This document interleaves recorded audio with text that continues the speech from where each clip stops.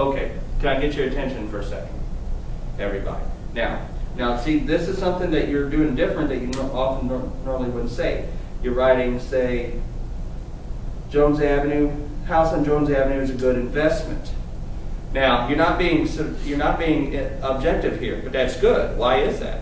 Because you're trying to sell something. Right, you're trying to sell something. You're writing with a specific purpose in mind. You can continue. When you're trying to sell something, what are you doing? You're spinning, you're skewing, you're communicating in a certain way to create a desired effect. You're trying to sell the house. So you're not going to talk about how old it is. You might talk about how it's a landmark. You might talk about how you're going to think of other ways to say old. You can say rustic. You're going to look for positive ways to try to sell this house, to try to win over the person reading it.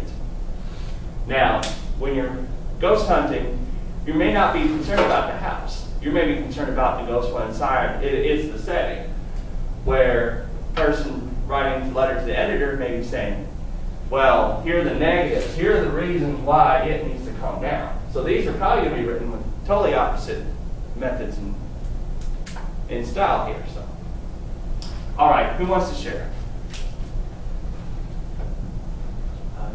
All right, go ahead, Julius.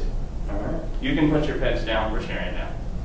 The first sentence is the house is haunted. Second, I wrote the ghost is not scary though. Third, I wrote it is an assimilation of all strippers murdered by politicians.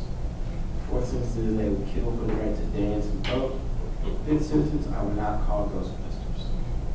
Well, we know why it's haunted now. Okay? Now, when you write in your journals tonight, keep in mind, you can write as if you're writing for a letter. You can write as if you're doing stream of consciousness and such. But just beware, like when you write for yourself, writing for yourself is that purpose that you've got in mind.